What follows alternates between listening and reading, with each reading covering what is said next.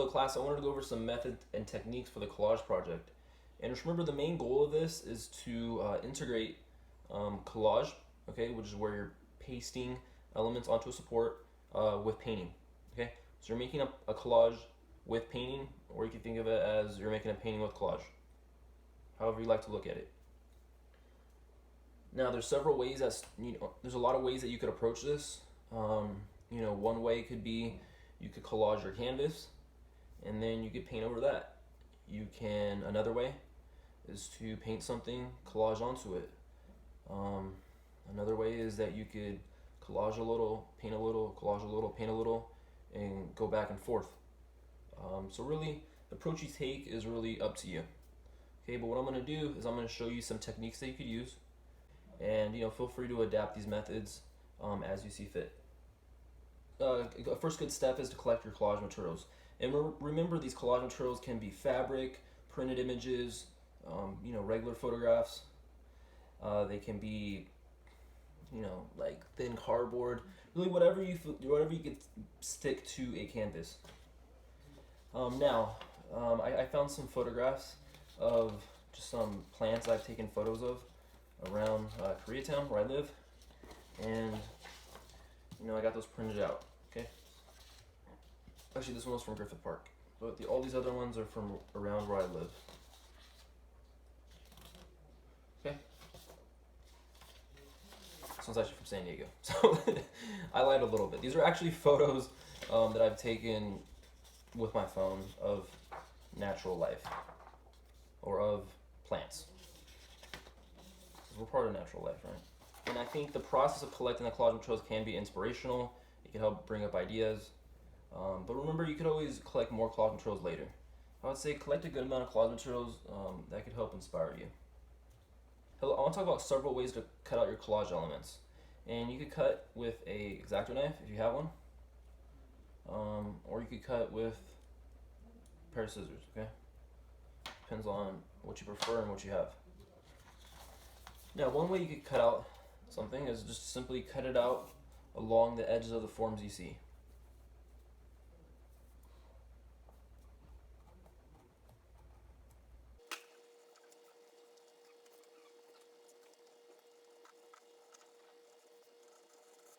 I would suggest cutting on something that you don't mind getting marks into. Cardboard can be a good surface to cut on, okay? You don't want to cut into your nice, table.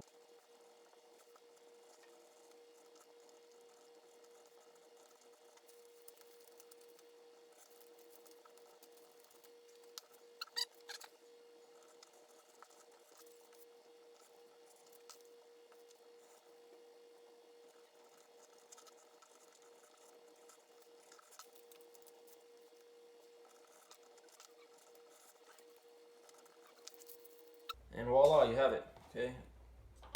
A collage element cut out around the edges of a form. All right, another way, you can just cut it out in whatever shape you want. Okay, you can cut out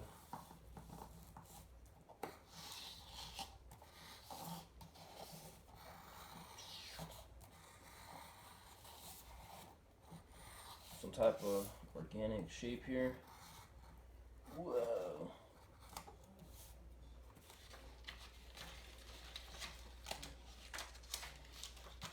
Okay. It's another method.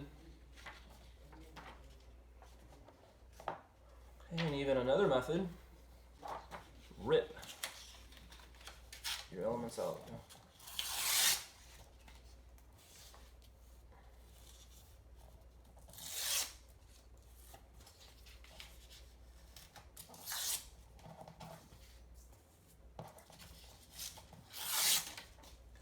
Okay, and then you could attach these ripped elements to your collage. Okay, and there's probably other ways you could, cut them out. But there's three to get you started. Now let's talk about pasting. Okay, before you paste your elements, you're going to want to prime them. You're going to want to apply acrylic medium or Mod Podge, which is what you're using, to both sides of the collage element. And this will help to keep it from wrinkling once you place it on the canvas. You know, but maybe you want the wrinkling, that's okay. Then you can skip the priming. But if you don't want it to be wrinkled, you want it to be smooth, then I'd suggest priming it on the back and the front side so that it doesn't wrinkle. And I'll show you how to do that. I'm going to be using acrylic medium. It's very similar to Mod Podge. I never say right. And you're just going to want to pour out a little bit on your palette. And you're going to coat both the front and the back. And as before, you're probably going to want to do this on a surface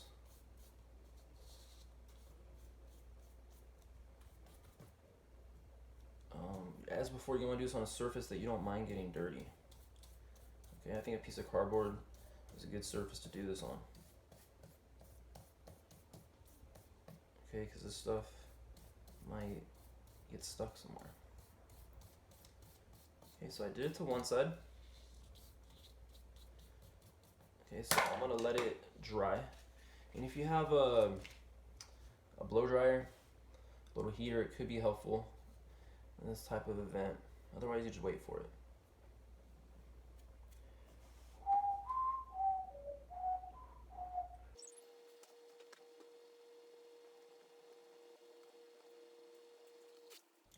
Okay, and once it's applied to the front, then you can apply it to the back.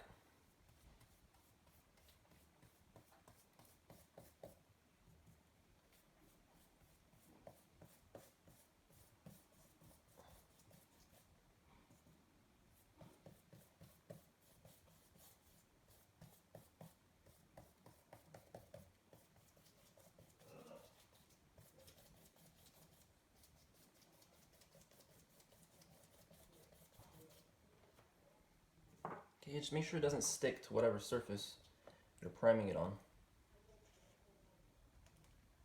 Okay, so you might have to lift it up.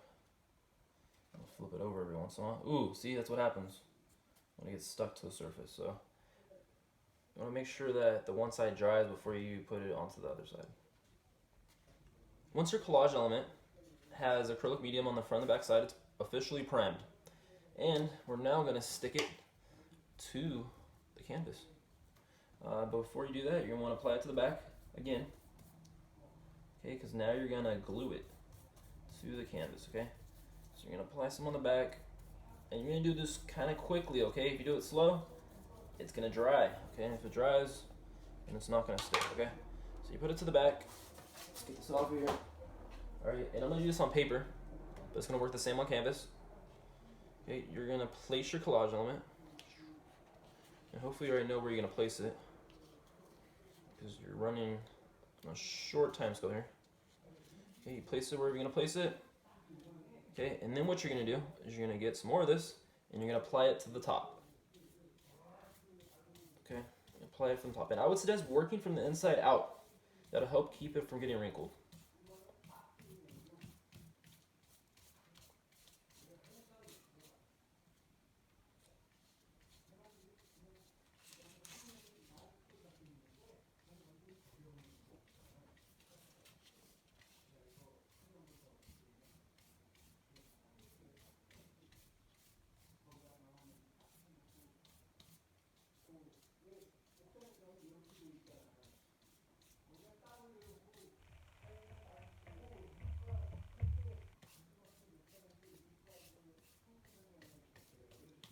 Okay, and the reason I put it on a painted surface was to show you that collage elements can be applied to painted surfaces. Once you adhered your collage material to your support, okay, I'm using paper, but you'll be using canvas. Then you don't have to, but you can paint on top of these collage materials. As long as there's a coat of Mod Podge, or in my case, I'm using acrylic medium, you can paint on top of it.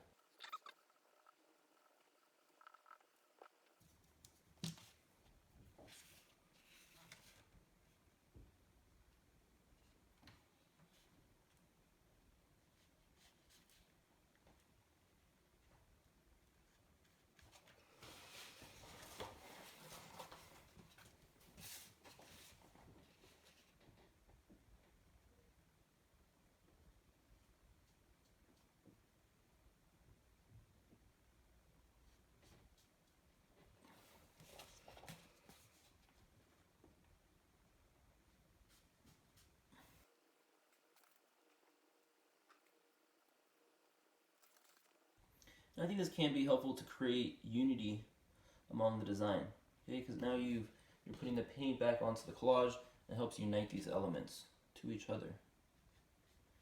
Because the difficulty sometimes with the collage is that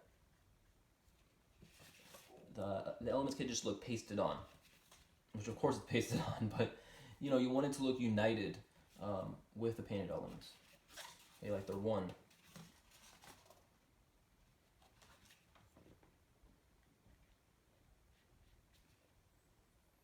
Let's say you want to transfer the contours from your photograph to your canvas, or in my case, my paper. You could create a section, but that would be kind of tiresome. Or if you had a projector, you use a projector. But I'm going to show you another method. So what you do is you're going to need to print out your image at the size you're going to want it, and then you're going to apply graphite to the back of it. Okay, and you know what you could do is if you have a razor blade, you could cut this. You could cut this pencil so that it is the longest possible edge, okay? And I'll show you what I mean by that. All right, you don't want it to have like a short tip. You want it to have a long one so that it has the biggest piece of graphite when it's turned sideways, and that'll help speed up this process. I wouldn't suggest doing this with a mechanical pencil. You're gonna be here all day. Actually, you're gonna be here all week. Okay, so make sure to clean up the shavings.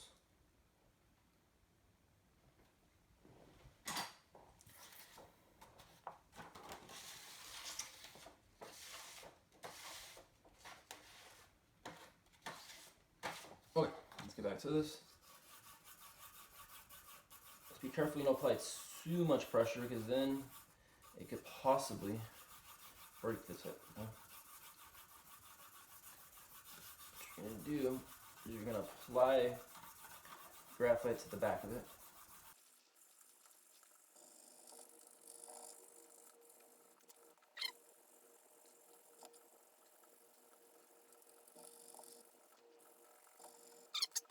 And this is easier for smaller images, okay? The larger the image, the more difficult and long this takes. Once you have that done, then what you can do is you can figure out where you want to place your image. You know, perhaps I could go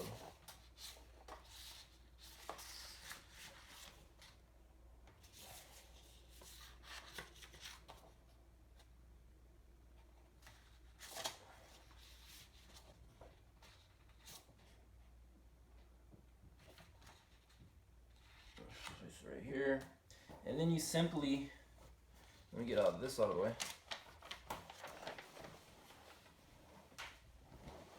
Okay, then you can simply trace the edges. Okay, and that'll transfer those contours to your canvas. So make sure you put enough graphite onto the back of it.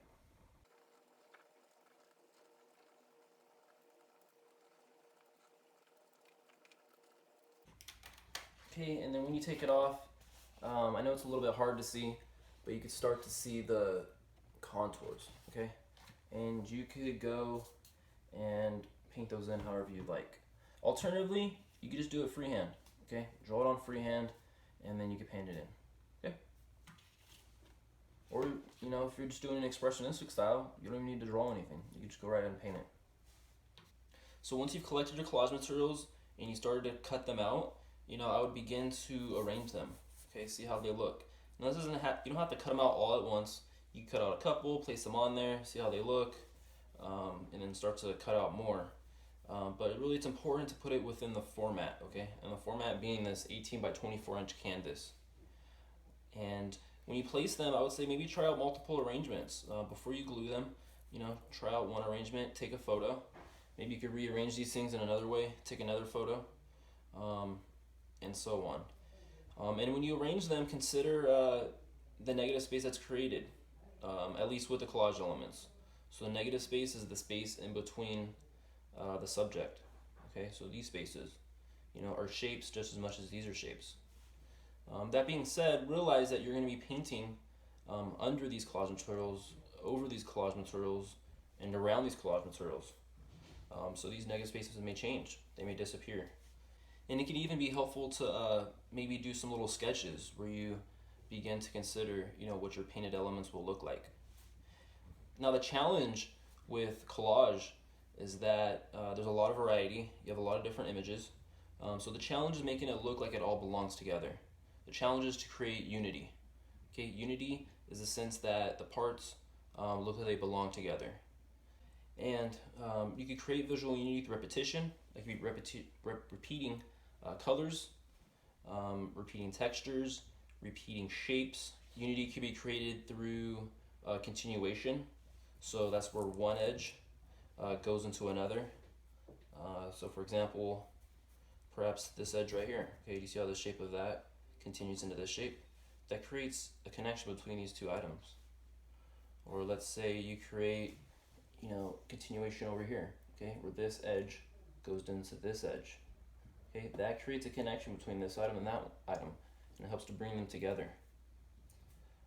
Another way is through proximity. Simply by putting things close together, they begin to look like they belong together. So you could overlap items, or simply just put them close. Okay, so this is the arrangement I created so far with my collage materials. Okay, and the way I would go about it personally is I'd probably do a little sketch and kind of just figure out, how I want to go about this with the painted elements. So what you can do, and it's completely optional, is you can make a little thumbnail if it's helpful. Okay, so you can begin to draw your collage materials out, okay, on a piece of paper. Okay, and I did this at 6 by 8 inches. Okay, because it has the same aspect ratio as the canvas.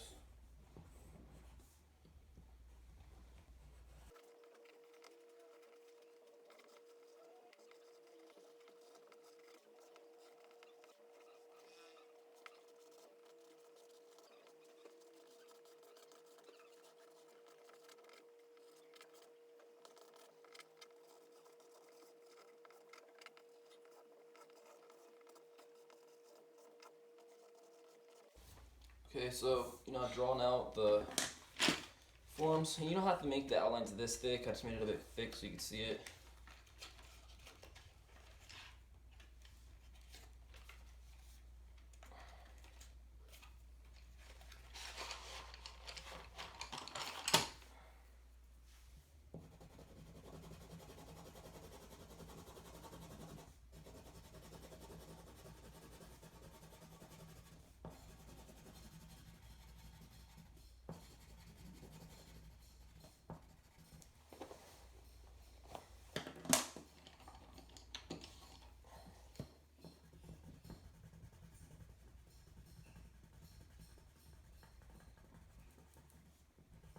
And in this way, you could start to play around with, what your painted elements could look like.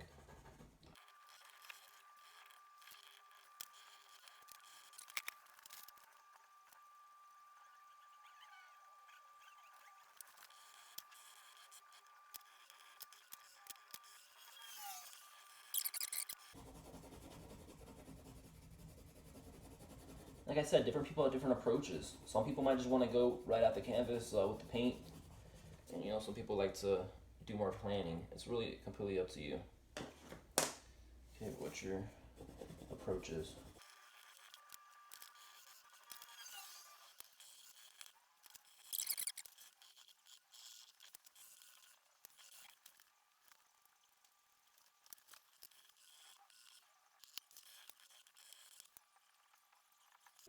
So it's just a little sketch, okay?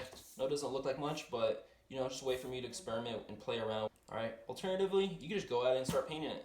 It's completely up to you, and how you like to approach painting.